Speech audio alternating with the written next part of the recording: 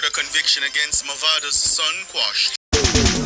Amazing grace shall fly too far. The Court of Appeal has freed dancehall artist Mavado's son Dante Brooks for the 2018 murder of Lorenzo Thomas. The Appellate Court handed down the ruling this morning. Brooks' co-accused, Andre Hines, was also freed. The men have been in prison since March of 2021. In handing down its decision, the court noted that it rested on the trial judge's failure to properly deal with the identification evidence presented at trial. The three-judge panel noted that the poor treatment of the identification evidence rendered the convictions unsafe and led to a substantial miscarriage of justice. The prosecution in the case also accepted that the trial judge erred in dealing with the identification evidence and what the judges described as the conflicts in the evidence of the prosecution's main witness. The court therefore set aside the convictions and entered verdicts of acquittal. Thomas was shot multiple times in the head and chopped all over his body. His body was then set on fire. I'm Ricardo Brooks. And I'm Donna Hope. Joining us to discuss further is defense attorney Oswest Senior Smith. This afternoon it is a serious discussion out of the Court of Appeal because the court has freed dancehall artist Mavado's son Dante Brooks for the 2018 murder of Lorenzo Thomas. The Appellate Court handed down the ruling on Friday morning. Brooks' co-accused Andre Hines was also freed, and if you recall, the men have been in prison since March 2021. And in handing down its decision, the court noted that it rested on the trial judge's failure to properly deal with the identification evidence presented at trial. Now, the three-judge panel noted that the poor treatment of the identification evidence rendered the convictions unsafe and led to a substantial miscarriage of justice. The prosecution in the case also accepted that the trial judge erred in dealing with the identification evidence and what the judges described as the conflicts in the evidence of the prosecution's main witness. And so the court therefore set aside the convictions and entered verdicts of acquittal. Thomas was shot multiple times in the head and chopped all over his body. His body was then set on fire. Send my sons on the roads and the bullet connect. This was a significant case. Obviously, Mavado, a significant dancehall artist, his son at that young age, the details of this case had gripped the attention of the nation. And then when he was sentenced to life imprisonment, now to hear that because it was a judge-alone trial, that the judge erred in how he handled evidence, the appeal court saying that it was unsafe. And you know, one of the things, Ricardo, I think also because Dante is the son of a very popular dancehall artist, the case got a lot of attention. Yes. Because even now we're talking about him as Mavado's dancehall artist, Mavado's son, Right. Dante Brooks. And of course, he has a co-accused who we are not really referring to because of the importance of his connection to his father. Yeah. Oswest Senior Smith is with us now. Good afternoon. Good afternoon. Good afternoon. Thank you so much for joining us. Just give us please, just give us an overview of what took place in court today. Well, today was actually the delivery of the court's decision. The court having presided over or having heard the arguments on appeal on the 10th and 11th of December. So the court having heard counsel, that is, Bernard Counsel, Mr. Hugh Wildman for now Mr. Dante Brooks and myself and Mr. Kemar Robinson for Andre Hines, Mr. Brooks, co-convict as it were. The court reserved its decision and that opinion was expressed today in both oral and the written judgment is also available now. And so, you know, Oswest Smith, as one of the members of the panel on behalf of the appellants, we are told that the Court of Appeal decision rested on the trial judge's handling of the evidence, the identification evidence. Can you elaborate for us on what specifically went wrong with the handling of this evidence at trial? Well, the prosecution's case against both gentlemen really rested squarely on the evidence of a sole purported eyewitness. Now, what a lot of persons may not know is that this witness gave at least 5 written statements, and statement, which was about 14 pages. Yes, I mean 14 pages long. The witness indicated that he was not able to identify the assailants who reportedly committed the act. As a matter of fact, masks were ascribed to the attackers.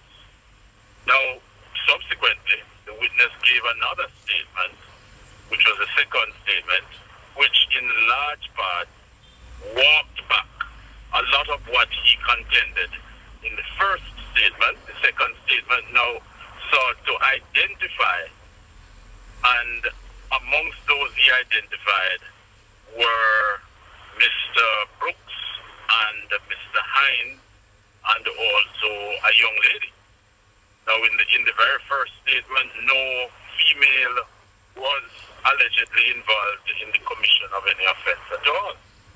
So, there yes. you can see, there you can see the setting for at least some difficulties for the prosecution. In terms of both the identification of Senior Smith as well as the way that the trail of evidence, that the collection of the evidence seemed to have been conflicted along the process going towards what would have been a conviction. Yes, there was quite some difficulty in terms of the visual identification. There was also claimed voice identification, as well as in these particular circumstances, you can immediately see that the defense would have attached itself to the credibility or the creditworthiness of a witness such as this, who basically repudiated his own statement. And then when he gave evidence eventually, there were more variances between what he said in evidence and what the five statements revealed.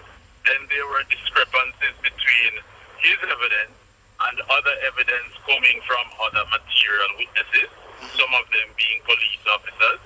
He sought to put some amount of blame on the Constant Spring Police Station, as he called it, which as a corrupt place, quote unquote, and that is why he never expressed his direct view as to who were the perpetrators in the first statement.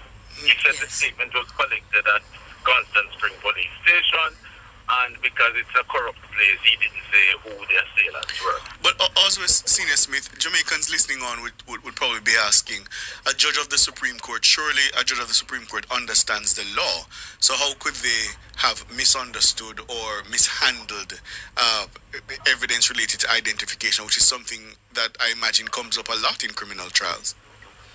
Well, the evidence of identification was there, but at the same time, our view, and which was eventually accepted by the Court of Appeal, was that the material surrounding the identification evidence was not enough, was not sufficient.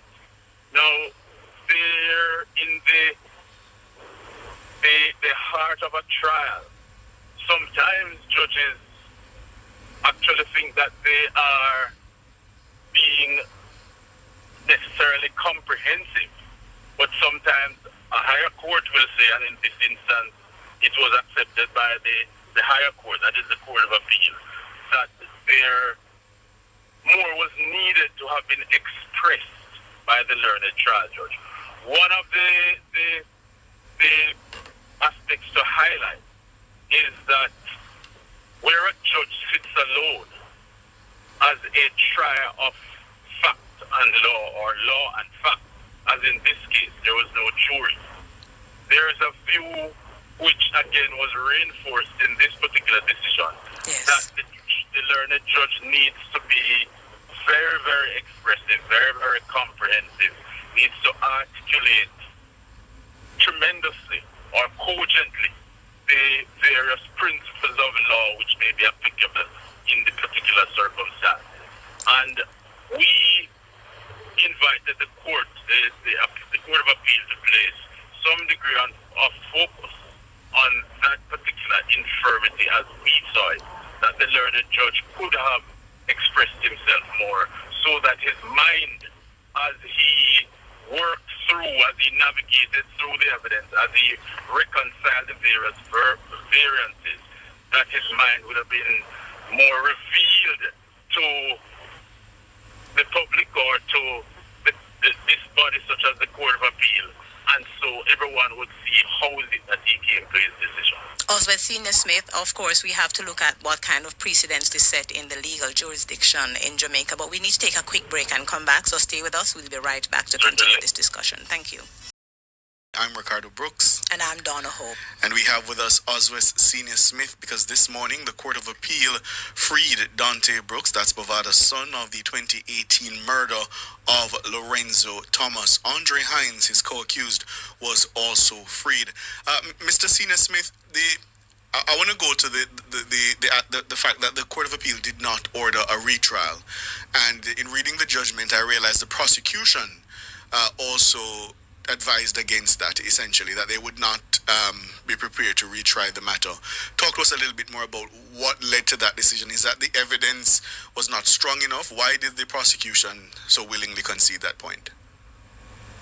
Because I really think that the prosecution would have had to grapple with the same set of issues that were highlighted in the first trial and eventually which were discussed and ruled upon by the Court of Appeal.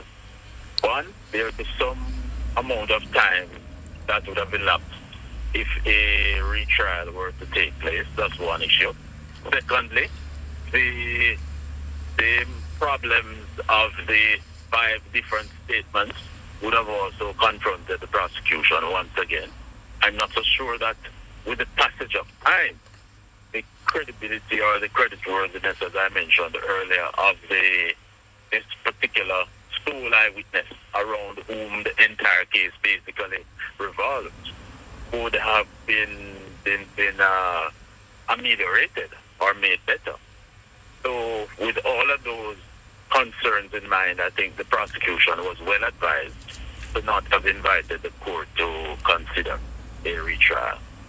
But you know, Oswald Senior Smith, the public has its eyes on this particular case, particularly because of Mavado's son being at the center of it. What do you think the public is saying or has been saying about this acquittal since the news was, passed on earlier today, considering the kind of circumstances surrounding Lorenzo Thomas's death? Does public opinion play any kind of role in these cases? And going forward, how do you perceive that this might have an impact on what the justice system will do to ensure that there is no real repeat of this challenge with the evidence and the process going towards final trial and conviction? I think it's a good question. I think the public is always concerned to know that the justice system works. I think the public would always want to know that someone is convicted on credible, rational or even empirical evidence to the extent that it exists. I think that the public would well be looking askance at a witness who was given 5 statements and in which that witness fundamentally and powerfully contradicts him or herself. I think that where variances, where inconsistencies or discrepancies cannot be reconciled, then our responsible public here in Jamaica would not want to have anyone being convicted on such evidence. As we know, the standard that operates in the criminal courts and in criminal jurisprudence is beyond a reasonable doubt. Or for the trier of fact, whether a judge sitting alone or a jury, to feel sure that is the standard that we expect, and until and unless that can be demonstrated by the prosecution who is mounting a case or putting up a case, then persons will be found not guilty and ought properly to be found not guilty if the evidentiary plea is not sufficient. And so going forward, for these kinds of situations, do you think that there's a need for our justice system, the legal system, to train, for example, law enforcement and also members of the judiciary to make sure that evidence, especially in this case, identification evidence, is handled more effectively in future trials? Because looking at the document that came out of, the appeal today, a lot of the conversation and the discussions and what the submissions that were made were around this evidentiary trail, but also around the issue of identification and the dependence on a sole witness who seemed to not be fully viable in the context of the justice system. Yes, it's quite an interesting factor that the law of identification features in so many of our cases. Yes. And one of the reasons may be because there is not any tangible evidence a lot of the time. Yes. Where these cases are concerned. In this day and age, one would expect that there would perhaps be more CCTV footage. There would be scientific evidence of some sort. In this particular case, it was interesting what unfolded because this primary witness made claims that some endeavor during the commission of the offense was made to chop off the head of the deceased. But the scientific evidence, as far as I was concerned, and my brother lawyers, my colleague lawyers agreed with me, and our submissions were accordingly in that vein, that the scientific evidence did not support the contentions of the attempt to chop off the head. Yes, yes, indeed.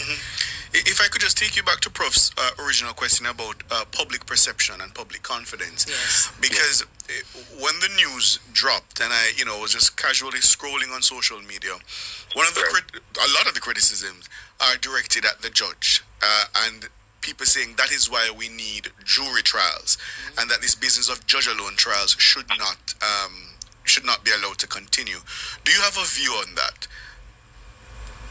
As to whether we need jury as to whether we should continue to rely on judge alone trials, or do you think jury trials should be a standard? But to be frank with you, so many of our trials actually are judge alone trials. Certainly in the parish courts, where some would argue most of the criminal matters in Jamaica are in the parish courts. Those are judge alone trials. The gun court division also, that's exclusively about judge alone trials. We have had this system where we have the old common law offenses of the more serious ones, serious quote unquote, the murders, the rapes, the manslaughter, the wounding with intent, those serious offenses. They are usually presided over by judge and jury originally. Now, in recent times, there's been an amendment which has allowed us, as the defense, to elect whether or not we want judge alone or judge and the jury. And some people do think that they want to have a judge alone trial. Some people say, depending on the case, they want to have a judge and jury. I have no difficulties with the system or the architecture as it is right now. But in a lot of ways, and continuing that conversation, but more going towards the issue of legal precedents, I had asked before the break, do you think that this in a lot of ways will impact on the kind of precedents that we will draw on going forward to ensure that judge alone trials in this instance, but just trials for these type of egregious issues are tackled in a way that we ensure beyond any shadow of a doubt that the evidence and all that we rely on to make a conviction are legally and fully, laid before the courts before making a final conviction? Yeah, well, that is the ideal, that is the standard that we're hoping for. Yes. The prosecution proposes, as it were, that this is a case in which the evidence is sufficient.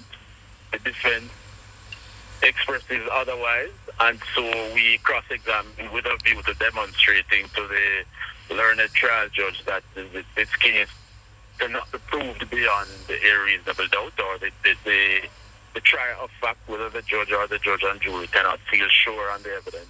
It is an opinion at the end of the day that is expressed.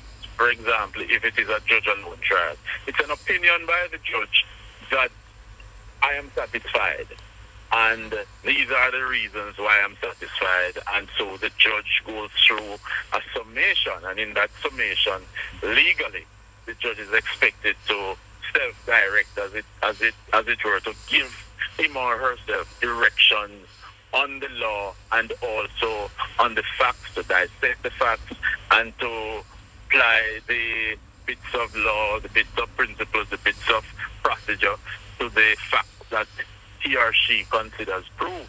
Yes. Sometimes the opinion is unassailable, and sometimes a higher court will look at the opinion and say, well, in this particular respect or in this particular regard, there is some infirmity, and it so happens that in this case, that is the decision that has been reached by the Court of Appeal. Mm-hmm. Have the men been freed? Have they been released yet? As far as I'm aware, yes. Okay. Oswald Senior Smith, thank you so much for your time. Really appreciate it. Thank you. Thank you too, sir. Thank All you, right. man.